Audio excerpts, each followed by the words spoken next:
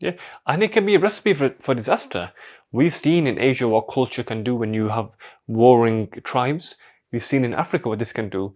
In Cameroon last year, in Rwanda in the mid-90s, even in Sudan and Nigeria as well. There's can be a civil war and infighting when culture and tribalism takes place. Tribalism, and it's linked to religion and to politics. It gets very messy. So it's got the good side, which it gives you identity. It gives some structure. But at the same time, we've seen the bad side of this as well.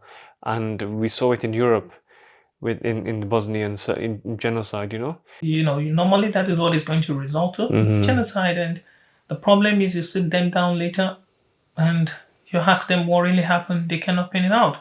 Up until today, Nigeria is still struggling to understand what the Biafra War. So when you look at it, we grew up, it happens before I was born. The remnant is still there.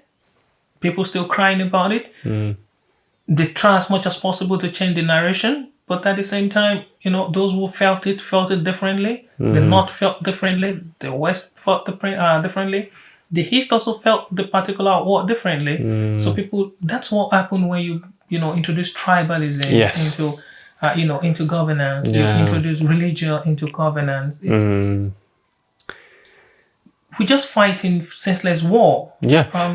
It's just about senseless war, to be honest. Senseless, and Almighty God says in the Quran, we divided you into nations and tribes so you can recognize one another. And this is beautiful.